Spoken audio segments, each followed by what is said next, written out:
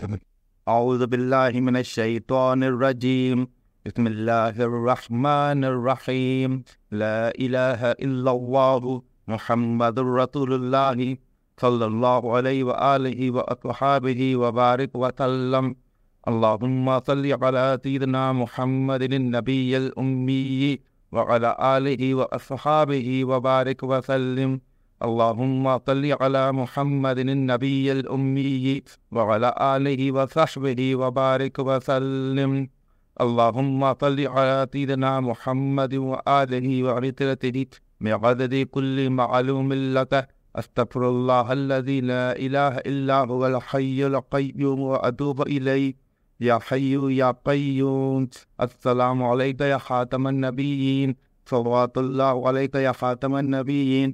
اما بعد، تمام دیکھنے اور سننے والوں کو السلام علیکم ورحمۃ اللہ وبرکاتہ۔ حج کے سلسلے میں حضرت شاہ ولی اللہ محدث دہلوی رحمۃ اللہ علیہ نے اپنی کتاب حجت البالغہ میں ایک باب باندھا ہے اور اس کا نام رکھا ہے حج کے اسرار۔ تو ہم آج شاہ ولی اللہ محدث دہلوی رحمۃ اللہ علیہ کی کتاب سے حج کے اسرار پڑھتے ہیں، اور اگر آپ نے ویڈیو کو چلا دیا ہے تو آپ آخر تک اس ویڈیو کو ضرور دیکھیں، تاکہ آپ کو یہ معلوم ہو سکے کہ شاہ ولی اللہ محدث دہلوی اس بارے میں کیا فرماتے ہیں، اور یہ اللہ پاک سے امید ہے کہ آپ کے علم میں ایسا اضافہ ہوگا جو آپ کو دنیا اور آخرت میں فائدہ دے گا۔ تو شاہ ولی اللہ محدث دہلوی رحمۃ اللہ علیہ فرماتے ہیں، حج کی حقیقت یہ ہے کہ صلحاء کی ایک جماعت کثیر ایک وقت خاص میں جمع ہو۔ انبیاء اور صدیقین و شہداء اور صالحین کے حالات کو جن پر اللہ نے اپنا انعام کیا ہے وہ یاد کریں، اور سب ایسے موقع پر جمع ہوں جہاں اللہ کی ظاہر نشانیاں موجود ہوں۔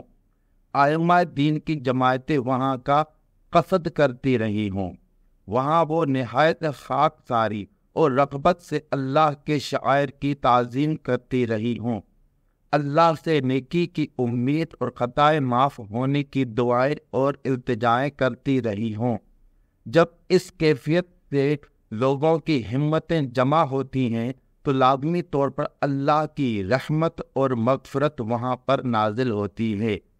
آن حضور صلی اللہ علیہ وسلم نے فرمایا کہ شیطان جیسا کہ عرفہ کے روز نہایت ذلیل و مطرود و حقیر و غصہ ناک نظر آتا ہے، ایسا کسی روز نظر نہیں آتا۔ ہر ایک امت میں حج کی اصل موجود ہے، ہر ایک کے لیے ایک خاص جگہ برکت لینے کے لیے معین ہے۔ اس میں انہوں نے اللہ کی نشانیوں اور اپنے بزرگوں کی عبادات و آثار کو ظاہر ہوتے دیکھا ہے۔ اس سے مقرب لوگوں اور ان کے حالات کی یاد آتی ہے، اس لیے وہ پابندی سے وہاں کا قصد کرتے ہیں۔ لیکن بیت اللہ سب جگہوں سے زیادہ حج کے قابل ہے، اس میں برملا نشانیاں موجود ہیں۔ حضرت ابراہیم علیہ السلام نے جن کی خوبی اور نیکی کی شہادت اکثر امتوں کی زبان سے ظاہر ہے کہ اللہ کے حکم اور وحی سے اس کی بنیاد قائم کی ہے۔ پہلے اس کی زمین سخت چٹیل میدان تھی، وہاں تک پہنچنا مشکل تھا، اور بیت اللہ کے علاوہ اور مقامات میں یا تو کچھ نہ کچھ شرک ہے یا بے اثر اسے گھڑ لیا گیا ہے۔ طہارت نفسانی اور روحانی کے حصوں میں سے یہ بھی ہے کہ ایسی جگہ رہنا اور ٹھہرنا اختیار کیا جائے جس کی صلحاء ہمیشہ تعظیم کرتے رہے ہوں، اور اس کو ذکر الہی سے اس کو معمور رکھا ہو۔ اس سے ملائکہ تفلی یعنی زمین کے جو فرشتے ہیں ان کی توجہ پیدا ہوتی ہے، اور نیک لوگوں کے لیے ملا الاعلیٰ عرش کے نیچے جو فرشتے ہیں وہ اس کے لیے دعا کرتے ہیں۔ ایسی جگہ رہنے سے انہی کے منور اثر انسان کے نفس میں پیدا ہو جاتے ہیں۔ میں نے بچشم ظاہر اس کا مشاہدہ کیا ہے، اور ذکر الہی کے متعلق اللہ کے نشانات کو ملاحظہ کر کے ان کی تعظیم کرنا بھی داخل ہے۔ جب ان پر نظر پڑتی ہے تو اللہ یاد آتا ہے، جیسے ملزم کے دیکھنے سے کوئی لازم چیز یاد آتی ہے، خاصیتاً جب تعظیمی حالتوں اور ان حدود کی پابندی کی جائے جن سے نفس کو کمال درجہ تنبیہ حاصل ہوتی ہے۔